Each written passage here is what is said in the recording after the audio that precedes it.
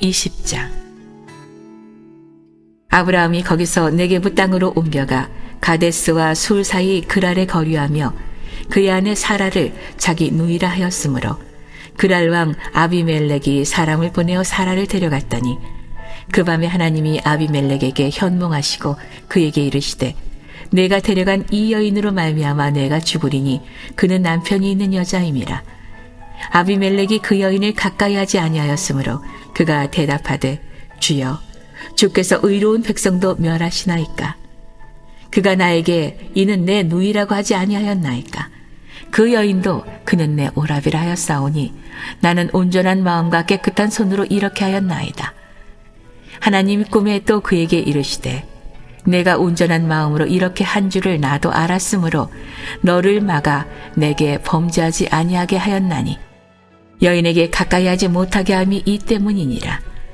이제 그 사람의 아내를 돌려보내라.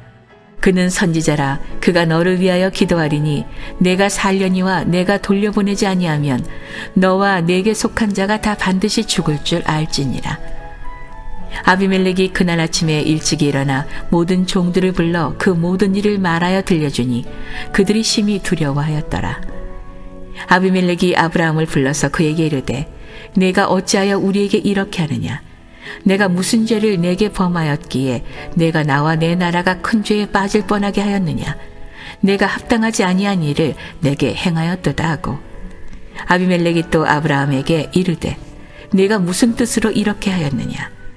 아브라함이 이르되 이곳에서는 하나님을 두려워함이 없으니 내 아내로 말미암아 사람들이 나를 죽일까 생각하였으며 또 그는 정말로 나의 이복 누이로서 내 아내가 되었음이니라.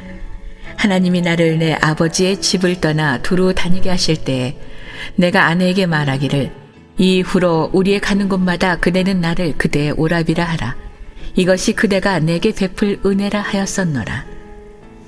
아비멜렉이 양과 소와 종들을 이끌어 아브라함에게 주고 그의 아내 사라도 그에게 돌려보내고 아브라함에게 이르되 내 땅이 내 앞에 있으니 내가 보기에 좋은 데로 거주하라 하고 사라에게 이르되 내가 은 1000개를 내 오라비에게 주어서 그것으로 너와 함께한 여러 사람 앞에서 내 수치를 가리게 하였노니 내 일이 다 해결되었느니라. 아브라함이 하나님께 기도하매 하나님이 아비멜렉과 그의 아내와 여종을 치료하사 출산하게 하셨으니 여호와께서 이왕에 아브라함의 아내 사라의 일로 아비멜렉의 집에 모든 태를 닫으셨음이더라. 오늘도 우중에도 이렇게 이른 새벽 미명 주님 품에 나온 여러분 모두를 주님의 이름으로 축복하고 환영합니다. 오늘 창세기 20장 말씀인데 참 창세기 20장 말씀을 묵상하면서 인간이 이렇게 연약한 존재구나 라고 하는 것을 우리가 다시 한번 깨닫게 됩니다. 아브라함이 정확히 25년 전에 하나님과 사람 앞에 실수했던 그 실수를 25년의 세월이 지났어요. 그 25년 동안 하나님이 아브라함을 얼마나 연단시키시고 그에게 얼마나 무수히 많은 말씀을 주시고 또 그와 함께 하셨나요? 그런데도 25년 동안 훈련시켰는데도 인간이 안 바뀌어. 똑같은 실수를 또 범합니다. 참 이걸 보면서 사람이 이렇게 연약한 존재구나 라고 하는 것을 다시 한번 깨닫게 됩니다. 자, 창세기 12장에 보게 되면 하나님이 그로 하여금 내가 너로 하여금 지시할 땅으로 가라. 그렇게 하기만 하면 내가 큰 민족을 이루고 이름이 장대케 되고 복의 근원이 될 거야. 너를 축복하는 자 내가 축복하고 저주하는 자 저주할 거야. 그래서 그 지시할 땅으로 간 겁니다. 그 지시할 땅이 어디예요? 가나안이죠. 그런데 가보니까 거기는 기근이 있어. 굶어 죽게 생겼어요, 갑자기. 그러니까 하나님이 하신 언약이고 말씀이고 다 집어 던지고 그리고는 애굽행을 선택합니다. 애굽에 가면 잘 먹고 잘 살 것이라고 생각했어. 왜냐하면 그것은 곡식도 많고 풍요로운 도시였기 때문에 절로 가야 우리가 먹고 살겠구나. 그 애굽행을 선택해서 가던 길에 바로와 그 바로의 고관대작들 앞에서 자기 살자고 자기 아내 사례를 자기 누이라고 속입니다. 아주 보면은 아브라함이요. 우리가 생각하는 것처럼 그렇게 대단한 인물이 아니었음을 알게 돼요. 자기 아내 자기 살자고 누이라고 속이면서 자기 아내를 해하고자 하는 범하고자 하는 사람들에게 내어주는 사람이 그 사람이 아브라함이에요. 그런데 25년의 세월이 지금 지났습니다. 그리고 하나님께서 그에게 자, 내가 네 이름을 열국의 이제는 아비라, 그 아내에게는 열국의 어미라. 하나님께서 나타나셔서 나는 전능하신 하나님이야. 그러니까 너는 이제부터는 내 앞에서 완전하게 행해. 내가 너와 나 사이 그리고 나와 너 대대 후손 사이에 언약을 세울 거야. 너는 번성케 될 거야. 이제는 내 이름을 아브람이라고 하지 말고 아브라함이라 하라. 열국의 아비라 하라. 그리고 그 아내에게도 이제는 사례라 하지 말고 사라라 하라. 열국의 어미라 하라. 내년 이맘때에 어떻게 하리라는 거야? 너에게 아들이 있을 것이다. 하나님이 이렇게까지 말씀을 하시고 그의 이름도 바꿔주셨어요. 야, 이 정도 되면 이제 아브라함이 하나님과 사람 앞에 참 멋있게 나갈만 한데, 그런데 아브라함이 25년 전에 범했던 그 안타까운 실수, 안타까운 그 잘못을 똑같이 또 반복합니다. 여러분, 그 안타까운 내용이 오늘 나오는 거예요. 그 내용이 1절, 2절 우리 봅시다. 1절과 2절 말씀 보세요. 함께 읽어봅니다. 아브라함이 거기서 네게부 땅으로 옮겨가 가데스와 술 사이 그랄에 거류하며 그의 아내 사레를 자기 누이라 하였으므로 그라랑 아비멜렉이 사람을 보내어 사라를 데려갔더니 그랬어요. 야, 아니 열국의 어미, 열국의 아비 정도 됐으면은 이제는 여러분 이렇게 행동하면 안 되잖아요. 그런데 여러분, 야, 사람이 이렇게 연약해. 자기 아내를 누이라고 그랄 땅에 가가지고 아비멜렉 앞에 자기 살자고 말이죠. 그렇게 아내를 내줍니다. 그 이유가 어디냐면은 두려움 때문에 그랬어요. 두려움. 혹시라도 자기 아내 때문에 자기를 해할까봐 두려워가지고. 여러분, 그 내용이 11절에 보면 11절에 나와요. 11절 함께 읽어봅니다. 아브라함이 이르되 이곳에서는 하나님을 두려워함이 없으니 내 아내로 말미암아 사람들이 나를 죽일까 생각하였으며 그랬어요. 자, 이제 아브라함이 다시 먹고 살기 위해서 애굽 쪽을 향해서 나아가다가 애굽 주변에 있는 그랄 지역에 가니까 이 지역에는 하나님을 아는 사람이 없어. 하나님을 믿는 사람들이 없어. 그러니까 이 사람들이 혹시라도 자기 아내를 범하기 위해서 나를 해할까 봐 이 자기 아내인 이 여인과 나는 관계가 없는 사람이야. 그냥 내 누이야. 네가 취하고 싶으면 마음껏 취해도 돼. 이런 거거든요. 두려워서. 내 생명을 보존하기 위해서. 야, 참 어떻게 이렇게 무너질 수 있는가라고 하는 거예요. 물론 이 두려움이라고 하는 거 인간의 삶의 자리 속에서 참 그 두려움을 제거한다고 하는 것은 결코 쉽지 않아요. 그 성경은 끊임없이 두려워하지 말라, 놀라지 말라, 나는 내 하나님이 됨이라, 담대하라, 강하고 담대하라, 내가 너와 함께하리라, 내가 어디로 가든지 결코 너를 떠나지 아니하리라. 하나님 계속해서, 인간은 끊임없이 두려움 앞에 서 있어요. 그때마다 하나님은 찾아오셔서 두려워하지 말라는 거예요. 그런데 아브라함이 그 두려움 때문에 할 수 없이 아내하고 서로 짜고 이런 일이 벌어지게 되면 너희라고 말하자. 그렇게 얘기했다라고 하는 거예요. 그런데 여기서 우리가 깨닫게 되는 건 뭐냐면 이런 인간, 이런 아브라함을 하나님이 용서하시고요.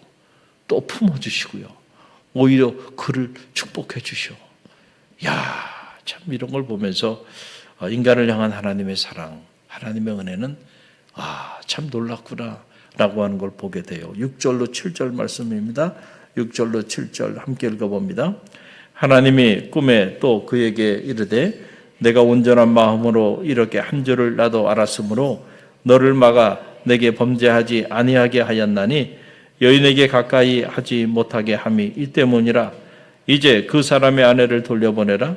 그는 선지자라. 그가 너를 위하여 기도하리니 내가 살려니와 내가 돌려보내지 아니하면 너와 내게 속한 자가 다 반드시 죽을 줄 알지니라. 그랬어요. 우리가 인간적으로 생각하면 말이죠. 25년 동안 가르쳤습니다. 25년 동안 훈련시켰어. 25년 동안 그에게 말씀을 줬어. 그리고 이제는 그의 이름도 바꿔줬어. 자, 그러면은 이제는 아브라함이 다른 모습을 좀 보일 때가 됐는데 여전히 아브라함이 이렇게 연약한 모습을 보여요. 우리 같으면은 더 이상은 안 되겠다. 얘는 인물이 아니구나. 그리고 그냥 유기시킨다 그러죠. 알아서 살아. 이렇게 할 것 같은데 하나님 포기하지 아니하셔. 할렐루야. 그게 축복의 사람이라는 게 하나님이 딱 내가 아브라함 그를 하나님이 선택하신 거잖아요. 그래서 내가 이 아브라함이라는 이 사람을 통해서 열국의 아비, 열국의 어미를 만들 거야. 그의 아내를 통해서. 이 축복의 사람. 하나님이 선택한 거죠. 아브라함만 있었겠어요? 당시에 얼마나 많은 사람들이 있었겠어요. 그러나 그 중에서 특별히 하나님이 선택한 사람이 누구냐면 아브라함이었어요. 여러분, 축복의 사람, 이 축복의 사람은요, 이렇게 무서운 거야. 허물이 있어도 하나님 덮어주셔. 할렐루야. 그리고 오히려 하나님께서 그를 아비멜렉을 통하여 오히려 그를 축복하는 이런 장면이 나와요. 이걸 보면서 하나님 앞에 인간, 그렇죠? 인간의 본질은 언제나 실수하는 것에 있고 언제나 잘못을 저지르는 것에 있어요. 그러나 하나님의 본질은 언제나 인간을 용서하고 회복시켜 주시고 싸매 주시고 보호하는 곳에 있구나라고 하는 것을 우리가 이 말씀을 통해서 알게 됩니다. 보세요. 아브라함이 열국의 아비가 된 거. 우리가 이 창세기를 자세히 묵상해 보면 아브라함이 남다른 믿음이 있고 아브라함이 남다른 의로움과 거룩함이 있었기 때문에 그래서 아브라함이 열국의 아비가 된 게 아니야. 전적인 하나님의 은혜였던 거야. 할렐루야. 사레가 사라가 되고 열국의 어미가 된 거 그가 잘나서가 아니에요. 하나님 말씀 주실 때 그는 자기 남편과 함께 그 말씀 비웃었던 사람이에요. 그리고 그 아내도 똑같아요. 둘이 짜고 말이죠. 이렇게 반복적으로 거짓말을 하고 잘 살겠다고요. 이렇게 인간적인 방법을 동원해서 살아가는 사람. 이런 여인이 어떻게 열국의 어미가 될 수 있겠어요? 그가 열국의 어미가 된 데는요. 전적인 하나님의 은혜, 그 은혜의 결과였음을 우리는 절대로 잊지 말아야 돼요.